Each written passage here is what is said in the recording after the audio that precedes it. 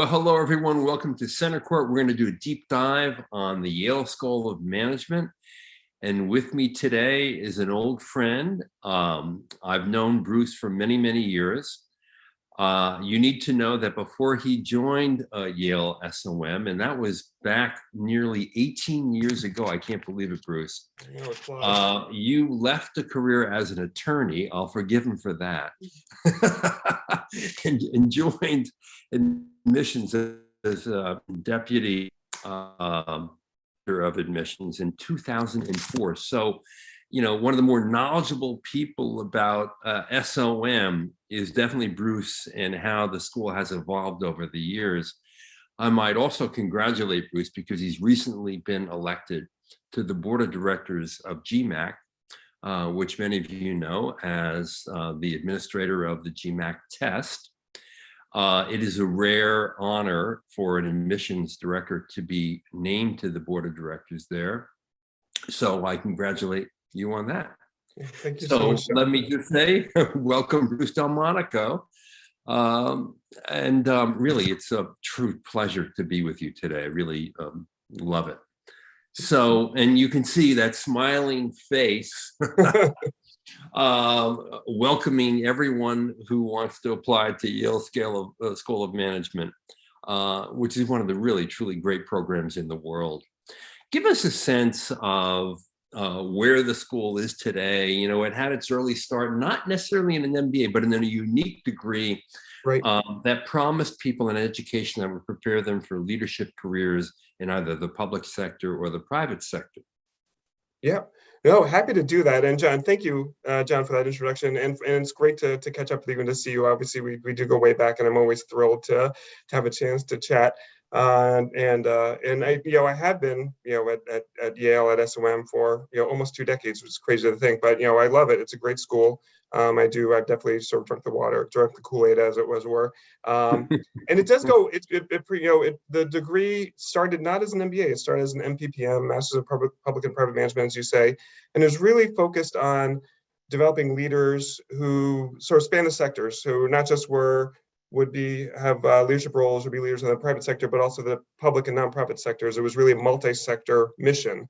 And the mission is to educate leaders for business and society. That was our founding mission. And that DNA kind of, even since it transitioned and converted to an MBA program, that DNA is still there. And it's definitely still a multi-sector mission. And we definitely still have, although I think in a lot of ways, the career paths look more similar to other top business schools now. And we have lots of people going to finance and consulting and kind of more sort of marketing and tech. I think that DNA, those fingerprints of the founding are still there and still do have an influence on the experience and on our students and our graduates. And so I'm happy to sort of dive into what that means, what that looks like. Again, from my time at SOM, I've kind of got some sense of sort of the mission of the school and what that looks like. And I talk about the mission a lot. I think we all do, as you know, John, because it is very meaningful to us at SOM. Absolutely. And, I think it does inform the culture of the school and brings a diversity and a point of view that a lot of other schools don't have. I mean, I think that there are a higher percentage of people in your program who come from the nonprofit sector, from NGOs, from government, from education, than most MBA programs. And even though it's still a relatively small number, you have probably the highest number of people who go into those jobs once they complete their MBA. And their mix in the program just provides some unique perspectives to ground all of us, people who are interested in making a profit in a very positive way, I think, particularly in today's terms, when this generation is very much interested in wanting to improve the world and society. Right. No, I think that's right. I think those are all really important insights. I think that's all very true. And I do think, we feel that, we do have a very high percentage of incoming students coming from sort of the nonprofit and public sectors, typically about 20% of our class directly. And then we have sort of education in other areas and people doing, maybe for-profit, but not for-profit consulting, but it's sort of in a nonprofit sense. I think it does inform the experience. It does influence the experience. And so even if you're, if you look at the career outcomes, the industry wise, consulting is the highest, then banking, and typically investment banking. We take on then technology, and then and we do have, I think probably higher percentage of students going into the nonprofit sector after they graduate, but still smaller numbers. But I think that that diversity of the class, as you say, informs the experience and informs the perspective of all of the students. And so we do say that, even if you're going to, after you graduate, going to sort of Bain or McKinsey or Goldman or JP Morgan, you're going to be a different management consultant or a different investment banker than you would be if you went to a different business school, because you will be kind of informed by, you will be kind of suffused by the perspectives of others with different backgrounds, different paths, and different aspirations. And so I think that does make a difference in terms of the experience. And I do feel, as I said, this was, we've always been structured this way, and I do feel as though we say that the world's kind of caught up with us. So I think when the school was founded and we had this crazy mission, people are like, what's that all about? And now I think, students nowadays, they want to have impact, they want to have meaning in their careers, and they want to think about more than just the bottom line, and what kind of positive impact and influence are they going to have. And so we've always been thinking that way, and I think a lot of other schools are thinking that way now too, and I think that's great. And I think that sort of one of the things that hopefully we have a little bit of a leg up on is we've been doing that for that much longer, and we have that much more of a sort of infrastructure built to think that way. Yeah, and the other way to think about this is that you also have faculty with deep expertise in these areas, so that it even goes beyond the student population. Yep. But I think what really differentiates your program from others, and let me I don't want to step on you, but from my perspective, I think there are three key things, and I'm sure you may agree or disagree with this, but number one, you pursued a strategy to be a global school in the United States. And this has been really very, very successful for a number of reasons, which I'll ask Bruce about and we'll get into. Second thing, you are part of a world-class university, and that is no small thing. I mean, Yale is among the top 3, 4, 5 higher education institutions in the world, full stop, no doubt about it. And that can make a very big difference, particularly because another key differentiator for me at Yale is how you've embraced the other departments and schools at this world-class university, so that when you're sitting in a Yale SOM classroom, you're going to have graduate students from different schools, public policy, environment, in your classroom with you. And incidentally, you're going to be able to take those classes, those graduate level classes in these other schools. And that's a real differentiator. Am I right? Yeah, no, there's nothing. I should just kind of jump off this and you can keep going. I'll just let you do it. No, that's exactly right. I think those are really important differentiators. And I think, I think other schools can talk about some aspects of this in terms of integration with their home university or sort of their global posture. But I think there are ways in which we are, even within that, we are differentiated. So when you talk about sort of the global strategy, Ted Snyder, our former dean, who I know you know well, and did a fantastic job, still in the faculty and still a part of our global network for advanced management. And I just saw him in Switzerland, incidentally, and spent some time with him. That's great. That's wonderful. And he's just fantastic on all number of fronts. But he had, very smartly, thought about what would, the importance of that global posture and the global aspect to the program, and how could we position things to be sort of different. And so the global network for advanced management goes beyond just the typical, semester abroad or sort of global trips, those experiences. And I think it really created a very, very durable network that has really expanded into, research and sort of the class experience or courses. And it really is, I think, taken on a much broader and a more significant role. Including we can talk more about long immersions called network weeks all over the world at different schools with special expertise in certain areas. SNOCs, which is the term for a small online course taught by, let's say, a professor in Israel or professor in Ghana who can dive deep into a topic that maybe no one else can. These are really unique aspects of the program. Plus, there's the additional master's degree that brings graduate students into the program from all over the world to take electives with your MBAs, right? Yep, yep. So I definitely do not need to be here. I think you know much. You've got this down much better than I do. And Dean Snyder, he loves the SNOX acronym, but I think that's great. And one important thing is those classes are virtual. So, and this is part of our integrated curriculum, which I can talk about as well. We have the global virtual team. So there is, beyond the global component, there's the virtual component in teaching, which has become even more relevant. This predates the pandemic, but how to manage diverse and sort of globally diverse teams virtually is become even more pressing and more prominent a challenge since the pandemic. But even before then, the school recognized that was a new way of leading and an important and emerging way of leading. And how do we position our students to be successful? So there is actually a required course in the first year about global virtual teams, how to be part of and how to manage teams that are spread across the globe, working in different geographies, different languages, different time zones.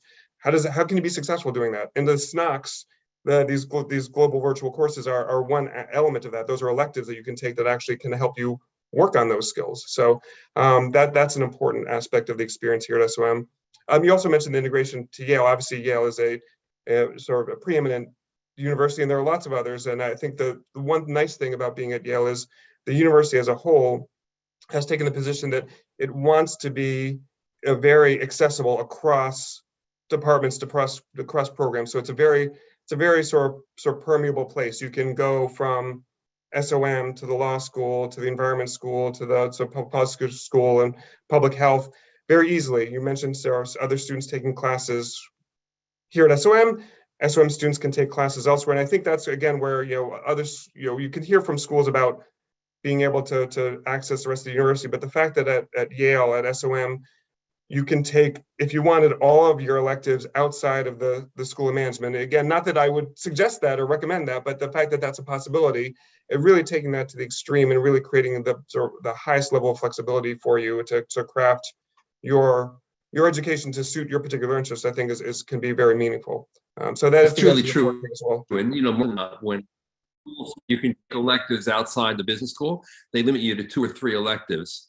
And incidentally, it's not a two-way street, it's one way. You don't see graduate students from other programs in your program, which adds to the diversity of thought and perspective in your class, which greatly enhances the conversation. No, I think that's exactly right. And it is very much a two-way street. And it's, every class at Yale, there are seats reserved for students from outside that particular school, that's outside that particular department, to make sure that the university does encourage that kind of sort of cross-pollination, as it were. And then the difference. Oh, sorry. Sorry, no, you finish. No, I was going to just say one thing that we touched on briefly, but one other, I think, real differentiator is the integrated curriculum I mentioned in the context of global virtual teams, but really is much more expensive. That's our core curriculum the first year. That's exactly where I was going to go to next. Yeah. So good.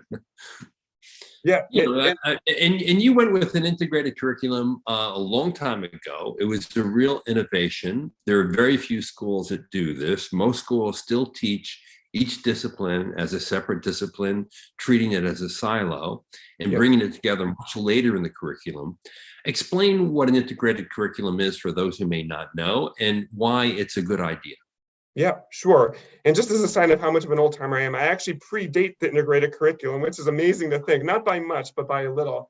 And it really is, I think it still is very radical. It's a much different way of thinking. And it's teaching the same, in many ways, the same material, the same concepts that you would get in other MBA core curricula.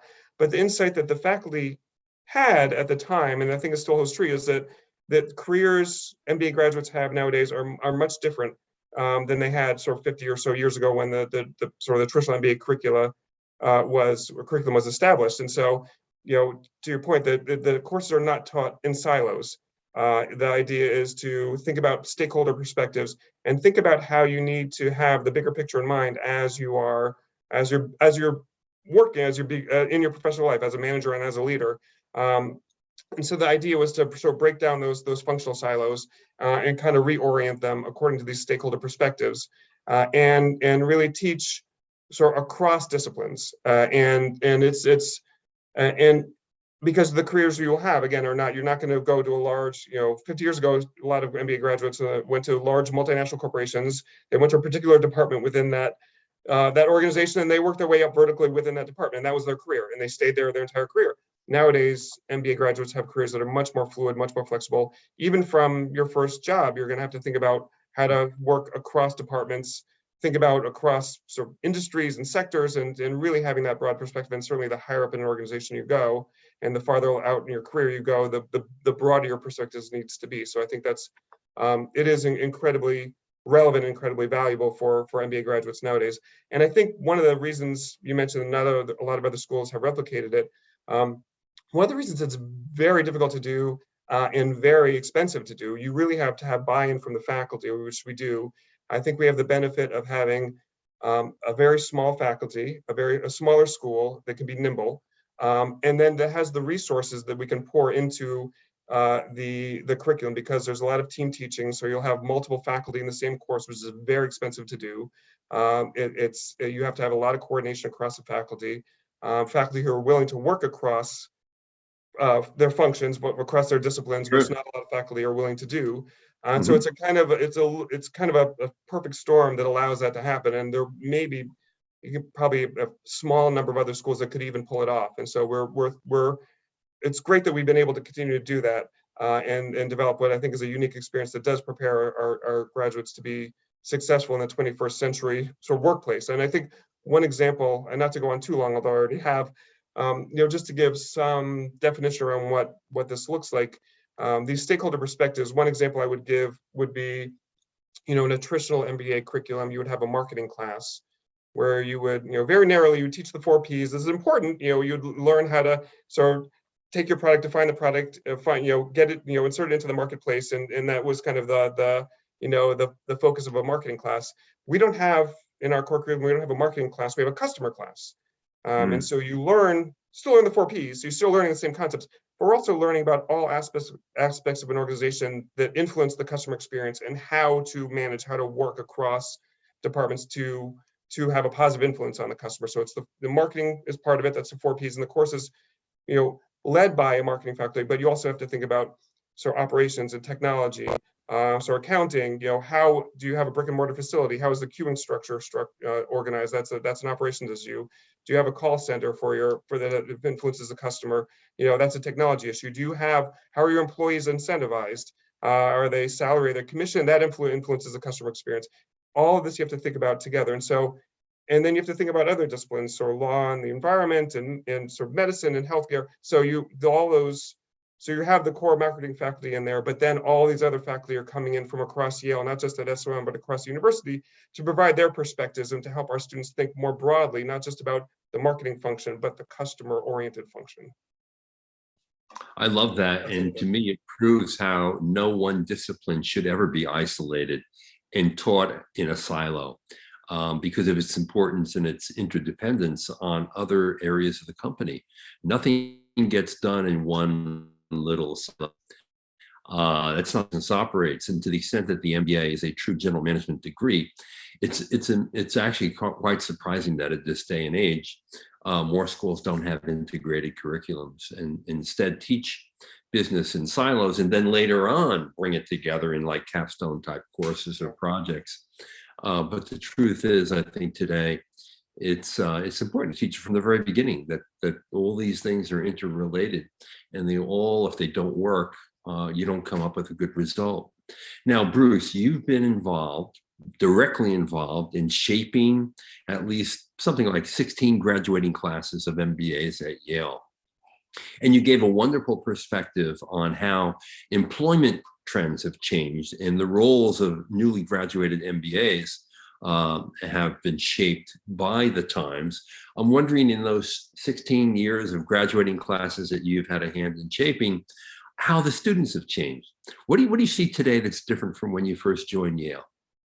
Yeah, it's a great question, and it's one that, I think there are some ways in which students have changed in some ways in which they've remained the same. I think obviously we're fortunate. So being at Yale, we're fortunate over my time here to have just so many wonderful candidates and wonderful sort of future MBA students who've applied and showed interest and then sort of come through the program. Others who've ended up going elsewhere for various reasons. But I've been fortunate to have interacted with and have been able to review many wonderful applications. And I think in some ways, sort of the qualitatively, I think there's the feels like the applications have only gotten better. It is you hear that I wouldn't I hear alumni say, oh, I wouldn't have gotten in if I applied now, and that's a common refrain, and It may be true. I try to say oh no, of course you'd be fine, but I try not to break it to them. But I think in some ways, so the mission has anchored things that I think that's we continue to see students who for whom the mission resonates and who feel aligned with the mission. I think that has kept some consistency in the applicant pool. And in terms of the change, it's tough to I can there are peaks and troughs in terms of interest. I go back to as far as I don't go quite far back to sort of the first tech bubble back, in the I guess the aughts, as it were, around 2000. But I have seen sort of waxing and waning in terms of people's industry interest. But I have seen a growing. This gets back to the point you made earlier. I've seen a growing, consistent interest sort of across candidates in having impact and thinking beyond themselves, what kind of role they can have, what kind of career they can have that will have meaning to them. And I think that seems like I've seen that sort of kind of permeate a wider range of applications over the years, even at SOM, which where the mission orientation I think does kind of will involve some self-selection of students who are already predisposed to think along those ways. I think I've seen an even greater breadth in that regard. And I think another thing, I think applicants over the years have just become, I think, more savvy about the process, and I think that's the case at all levels, undergrad, graduate, and other degrees. But I think that's meant that I think that's led to some level of competitiveness, and we've tried to do things in our process to try to kind of level the playing field as much as possible, because we want to make sure that the admission is based on sort of core qualities and not how well someone, the kind of advice someone gets, or how well they are, able to position themselves based on access resources that are maybe others don't have. Yes. And I'll add to this. I think that the cohorts that you admit today would unquestionably be more diverse than they had been previously. There are more women, more underrepresented minorities that represent a cross-section of our population. And in maybe the early days, that was less true, because it was less true at all business schools for that matter. And diversity has become a very important component of how we view, a good, solid education, because you're going to go out, you're going to work in a diverse world. I wonder, how is that playing out in graduate business educational role from your perspective? Yeah, no, that's an excellent point. I think, again, you should be the one. I think that's a very significant way in which the applicant pool has evolved over the years, and also our classes, as you say. I think all business schools, not just at SOM, are more diverse. There's more sort of gender parity. We're not consistently at 50% the way I think business schools would like to be. I think some schools have kind of sort of crossed over and then maybe retreated from that threshold and kind of sort of dip their toe into that point. But I think we're all directionally getting more more parity on the sort of gender front, and more diverse along a range of dimensions. I think, and you mentioned this, I think it's important in a number of respects. I think there's very much a business case for diversity. I think there's good deal of research that shows that teams and organizations are more effective if they are more diverse, if they have more perspectives represented. And this is sort of diversity sort of written large, across a range of dimensions. And that's how we how we tend to look at things here at the School of Management and the admissions office.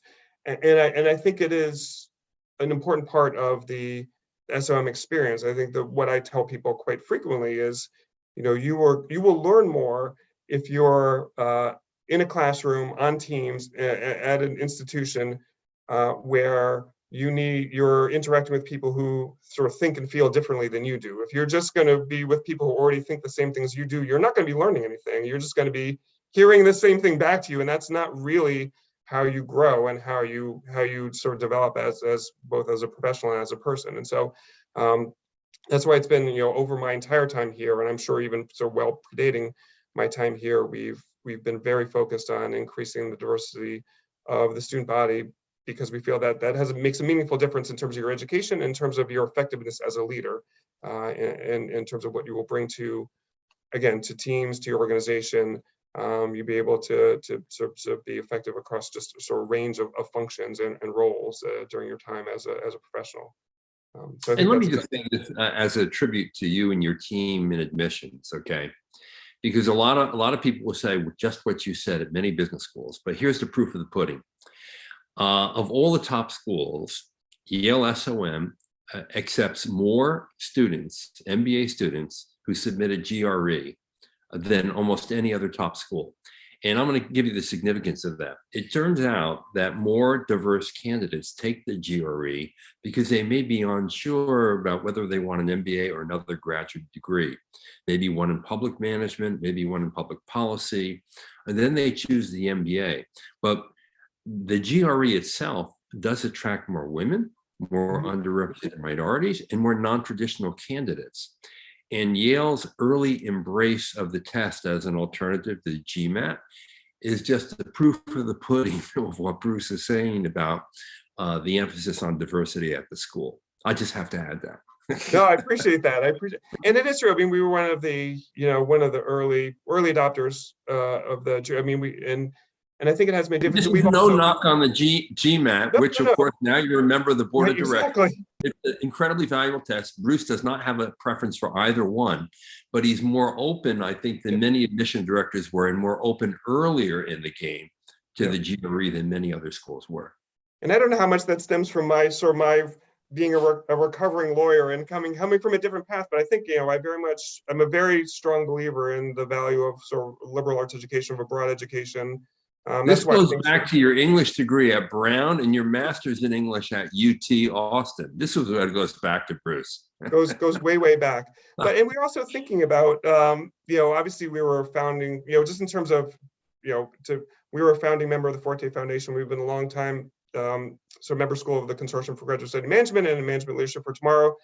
Right. But we're also thinking about diversity and really and more broadly and in different ways. So for example, last year we were one of the pilot schools, one of the few pilot schools. It was us and Stanford and the University of Chicago Booth, who were pilot members of the Questbridge graduate program.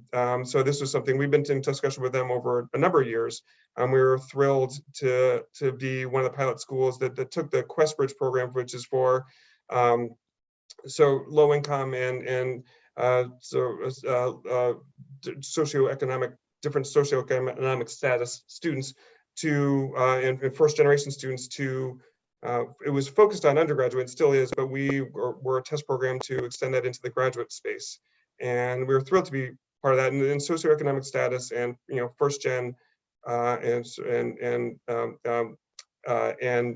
of low income students that's a very important demographic and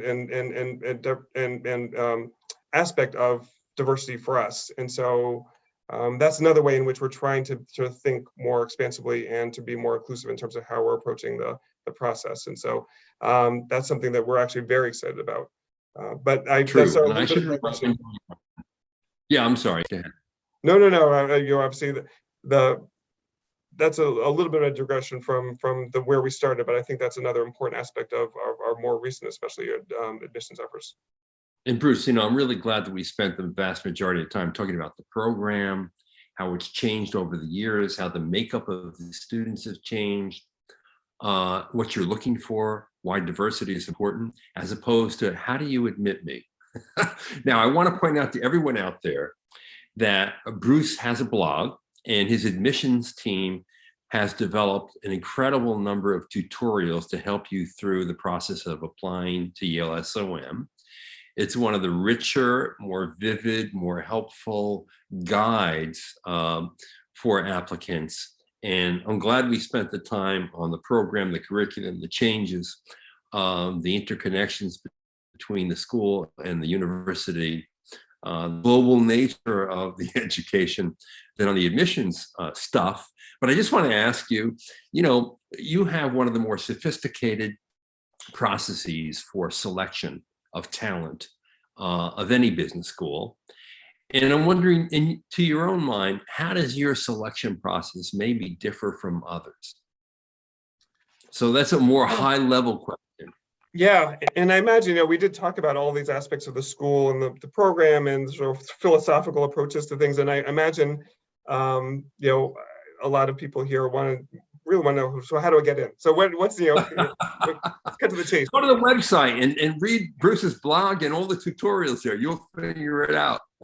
Yeah, I would sort of preface this by saying I'm not obviously in other schools' admissions committees, so it's tough for me to say how are we different than other schools, but I can talk about how we approach things, and feel free to redirect the question if it's not exactly what you were asking. But we definitely have tried to sort of think very carefully about the information we're asking from candidates, how we're using it. We do actually and we regress on these continuously to get a sense of what is significant, what's not significant, how we're doing. Well, we've really worked hard over the years, and there's more that we're working on, and then hopefully more coming on the way soon, to try to move, broaden the base of information that we are eliciting from candidates, to move beyond things like grades and scores, although they're very important, because this is an academic institution, and those are predictive of academic performance. But we're obviously looking to have a broader perspective on someone's long-term potential, and so we've tried to go beyond those things, and we've incorporated, for example, the video question element. We were an early adopter there. We've pioneered our behavioral assessment, which is a forced choice non-cognitive assessment that again is trying to get at what we feel are sort of secondary and tertiary traits that can help supplement the more traditional elements of an application, but elicit them in ways that are, I think, more neutral. The other thing we want to make sure is that although feel like we're wonderful people on the admissions committee, we're fallible, we're humans. We have bad days. We get tired after lunch when we're in admissions committee, and we want to get cranky, and we want to make sure that we're trying to minimize those kind of the human elements as much as possible, and have pieces of the application that are maybe more consistent, or try and heighten consistency across candidates. So those are things that we've done in the past, on top of things like we go through sort of bias training.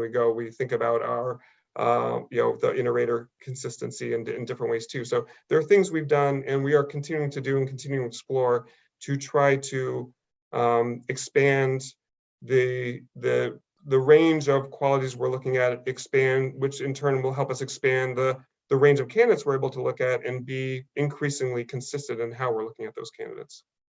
Yeah, and I might add, the addition of behavioral questions is something that Yale SOM pioneered in partnership with a testing company.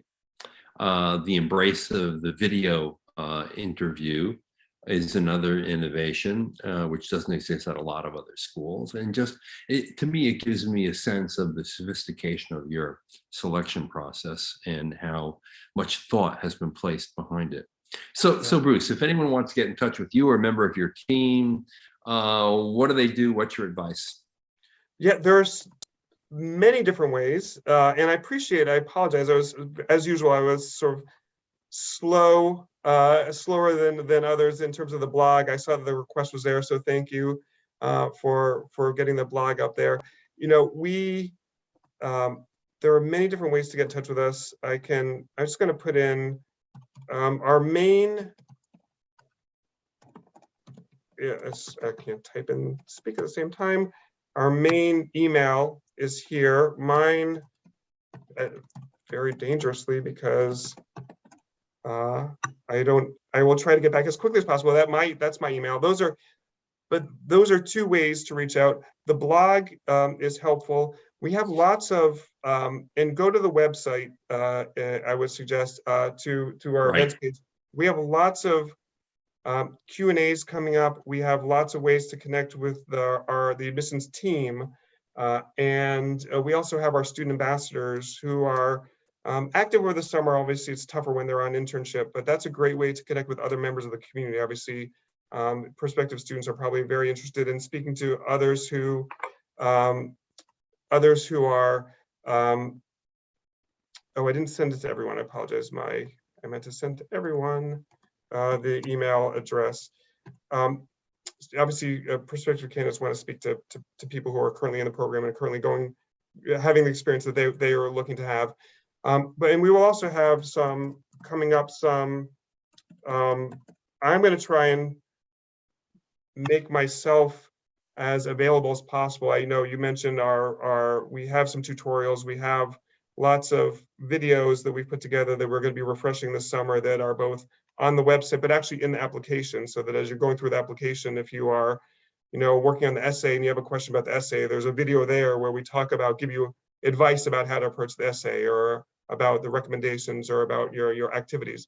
But one of the things I'm going to try and do, and I just need to get the dates set up, is over the summer have office hours where I will just, Excellent. 12 to 1 Eastern time, I'm available. Here's the link. Come, if you have questions, just come talk to me.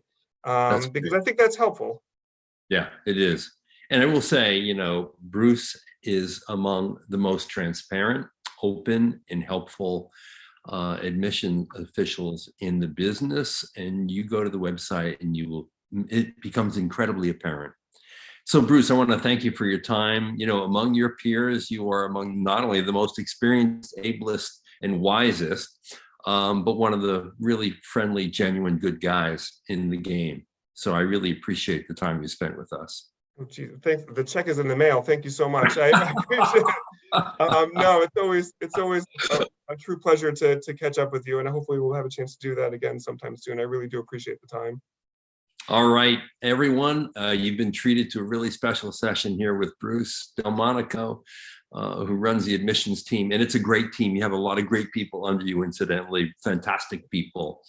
So I would urge you not only to overwhelm Bruce, but really go to his team members who can handle the questions. Bruce is very busy, and I think it's wonderful that you're going to have office hours over the summer for people to reach you directly. This is John Byrne with Poets and Quants. You've been watching Center Court and our special session on the Yale School of Management. Thank you.